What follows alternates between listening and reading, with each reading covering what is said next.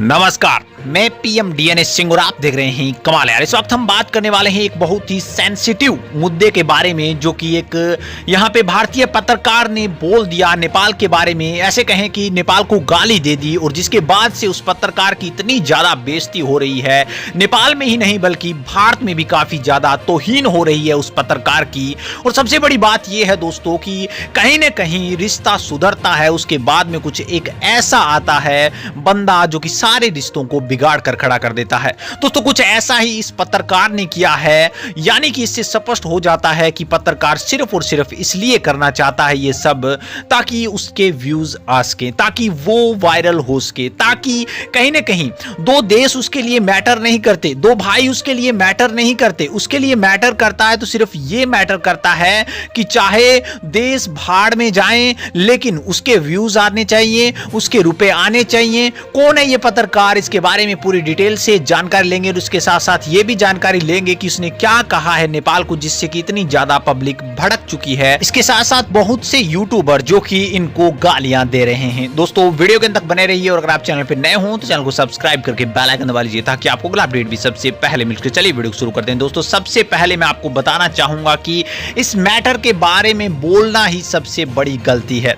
दूसरी बड़ी बात यह है दोस्तों कि कहीं ना कहीं जो यहाँ पे सीमा विवाद है वो हर समय आता रहता है, तो उसके बारे में क्लियरली मैं बताना चाहूंगा कि एक्चुअल में सबसे पहले ये जमीन नेपाल की ही थी, और इसलिए ही नेपाल इसके लिए बोल रहा है, जबकि इसके अंदर किसी भी प्रकार की कोई अशांति नहीं फैला रहा है नेपाल। उसके बावजूद भी यहाँ पे भारत के एक पत्रकार जिसका नाम है मनीष कश्यप, उन्होंने यहाँ पे जो बिहार के रहने वाले हैं, और वहां पे जब उन्होंने नेपाल की सीमा पर जाके वीडियो बनाया जिसमें उन्होंने कहा कि हम पहले चीन और पाकिस्तान को नहीं बल्कि इसको सबक सिखाएंगे, नेपाल को। तो मैं आपको कहना चाहूंगा कि आप किसे सबक सिखाने की बात कर रहे हैं? उस नेपाल को सबक सिखाने की बात कर रहे हैं जो कि हमेशा से मित्रता निभाता हुआ आया है। उस नेपाल को सबक सिखाने की बात कर रहे हैं जिसने आपके हर युद्ध में आपकी सहायता की है। उस नेपाली यहाँ पे नेपाल को आप सबक सिखाने की बात कर रहे हैं जिसने गोरखा राइफल्स को आपके देश में भेज रखा है।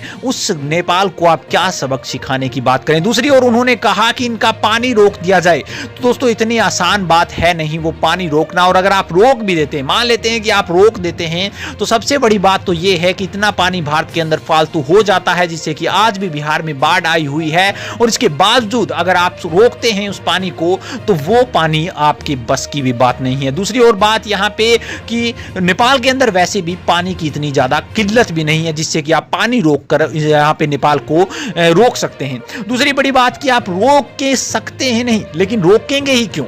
आप नेपाल के में अंदर जो पानी जा रहा है उसको रोकेंगे ही क्यों? दोनों देश मित्रतापूर्ण रह रहे हैं, दोनों देशों के जो यहाँ पे लोग हैं वो आपस में मिले जुले हैं, दोनों देशों के बीच रिश्ते तक का संबंध है, कहीं ना कहीं विवाह तक का संबंध है। दोनों देशों के अंदर लोग विवाहित होते हैं, दोनों देशों के अंदर लोग रोजगार करने के लिए जाते हैं। इसके साथ साथ दोस्तों दोनों देशों के अंदर इतनी ज्यादा यहाँ पे ये जो प्रेम की भावना है वो आप क्यों मिटाना चाहते हैं? दूसरी बड़ी बात, इसने ऐसा भी कहा कि नेपाल चुन्नू सा छोटा सा देश और हमारे ऊपर चढ़ रहा है। तो मैं सबसे पहले तो यही बात कहना चाहूंगा कि ऐसा कुछ था ही नहीं कि यहाँ पे नेपाल ऊपर चढ़ रहा था। नेपाल ने सबसे पहले यही कहा था कि कहीं ना कहीं जो यहाँ पे कंट्रोवर्सी चल रही है हमारे सीमा विवाद के ऊपर, उसके ऊपर बातचीत होनी चाहिए, बैठकर बात कीजिए, शांति से बात कीजिए। क्योंकि अगर नेपाल ऐसा चाहता कि अशांति हो तो कहीं ना कहीं नेपाल कुछ और भी कदम उठा सकता था, क्योंकि जहां पे रशिया और इजराइल के बीच कुछ बड़ा हो सकता है तो यहां पे भी हो सकता है। लेकिन नेपाल ऐसा बिल्कुल नहीं चाहता था, क्योंकि नेपाल को पता था कि इस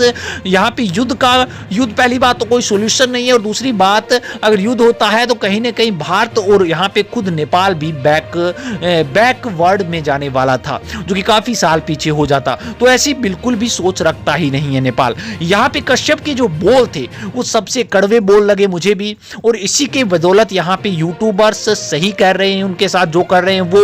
इसके साथ साथ उन्होंने बहुत सी बातें ऐसी भी बोली जो कि कहीं ना कहीं सिद्धांत सैद्धांतिक नहीं थी, अतार्किक थी, जो कि हर एक यहाँ पे जो देशवासी है उनको बुरा लगना बनता है। दोस्तों अपने देश के अंदर अगर भारत के बारे में कोई बुरा बोलेगा तो हमको बुरा लगेगा, और कुछ ऐसा ही यहाँ पे नेपालियों को लगा है और लगना भी चाहिए। अपने देश के प्रति अगर प्रेम है तो लगना चाहिए। लेकिन सबसे बड़ी बात यह है दोस्तों कि ये जो अपवादी तत्व होते हैं उनकी वजह से दो देशों के रिश्ते खराब हो जाते हैं। तो मैं यहाँ पे एक बार फिर से आपको कहना चाहूंगा कि हाँ, उसने गलती की है, उसे सजा मिलनी चाहिए, उसके बारे में आप जो भी बोलिए वो सही है, लेकिन आप दो देशों के रिश्तों को फिर भी ख्याल में रखिए। हमारे दोनों देश आपस में मिलते जुलते रहे हैं, हमारे दोनों देशों का आपस में अनेक तरह के व्यापार से रिलेटेड रिलेशन है, हमारे देशों के इंडस्ट्रियल रिलेशन है, इसके साथ साथ एजुकेशनल रिलेशन है, हमारे देशों के जो यहाँ पे धार्मिक रिलेशन भी कह सकते हैं हम, यानी कि ऐसा कोई सेक्टर नहीं है जिसके अंदर नेपाल और भारत का रिलेशन नहीं मिलता, समरूपता नहीं मिलती, समानता नहीं मिलती दोनों देशों के अंदर।